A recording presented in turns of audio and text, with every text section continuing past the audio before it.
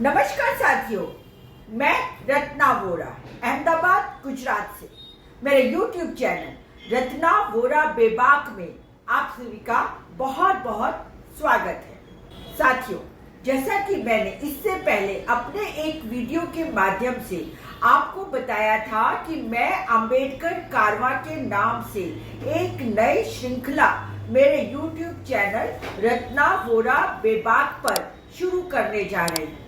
तो उसी के अनुसंधान में आज के इस वीडियो में मैं एक ऐसे व्यक्तित्व के बचपन के विषय में बताऊंगी कि जिन्हें आज विश्व रत्न कहा जाता है, विश्व विभूति कहा जाता है। वह जननायक है, महानायक है, बोधिसत्व, दलितों, आदिवासियों, पिछड़ों, अल्पसंख्यकों, मजदूरों और किसानों के तारणहार है। महिलाओं के अधिकारों के लिए लड़ने वाले एवं समता, समानता व संप्रभुता के मूल्य पर दुनिया का सर्वश्रेष्ठ संविधान लिखने वाले, देश के प्रथम अर्थशास्त्री, विधिवेता, राजनीतिज्ञ व प्रथम कानून मंत्री के तौर पर जाना जाता है और याद किया जाता है, जिन्हें भारत देश के सर्वश्रेष्ठ पुरस्कार अर्थात भारत रत्न से भी नवाजा गया है। विश्व में सबसे ज्यादा जिस व्यक्ति की मूर्तियां लगी हैं और जिस व्यक्ति की मूर्ति Columbia University of New York, London School of Economics London के साथ साथ विश्व के अन्य कई देशों में जिनकी मूर्तियां लगी हैं और देश में ही नहीं परंतु पूरे विश्व में जब भी इनका नाम लिया जाता है तो सभी के मस्तिष्क इनके सम्मान में झुक जाते हैं। साथियों, बचपन से लेकर अपने अंतिम सांस तक खुद विषमताओं का, असमानताओं का व भेदभाव का सामना करते रहे, परंतु फिर भी झुके नहीं, डरे नहीं और निरंतर अन्याय के सामने लड़ते रहे।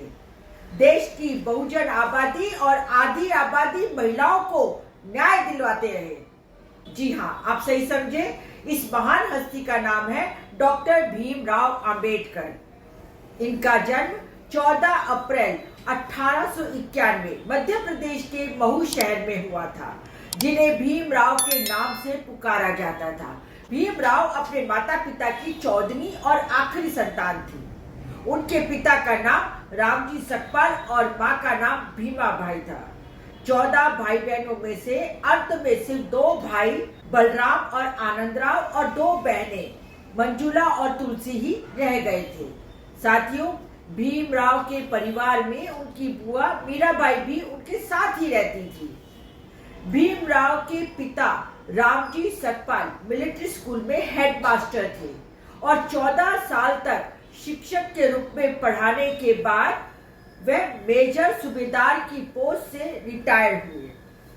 साथियों, रामजी सकपाल कबीरपंथी थे।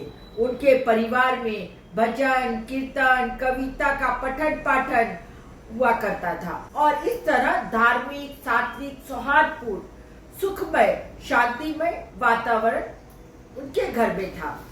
चूंकि रामजी सकपाल मिलिट्री में थे, इसीलिए उनके घर में अनुशासन का भी सख्ती से पालन होता था और बस इसी वातावरण में भीमराव का लालन पालन शुरू हुआ।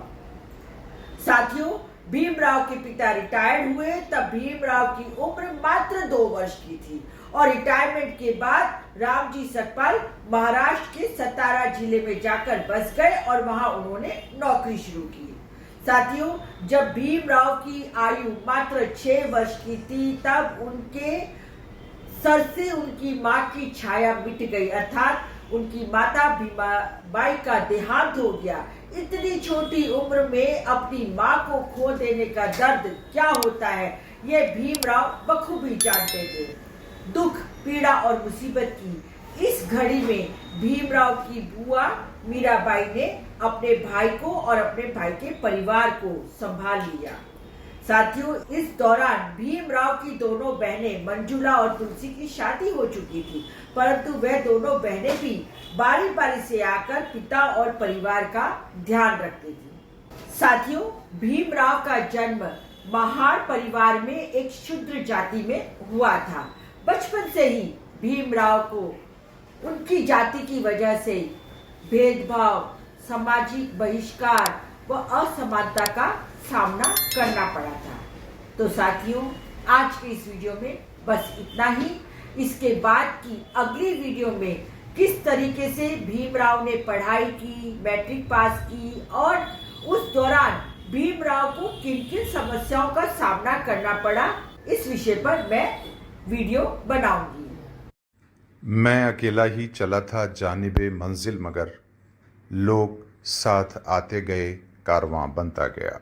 आशा करती हूँ कि आपको ये मेरा वीडियो पसंद आया होगा।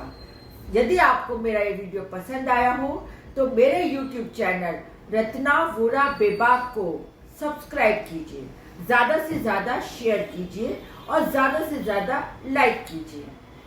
आप मुझे इंस्टा, फेसबुक और एक्स पर भी फॉलो कर सकते हैं।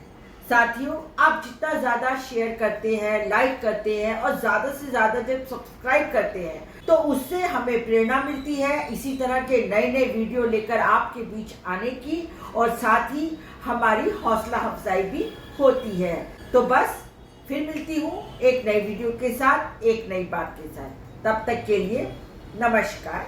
जय भीम, जय भारत।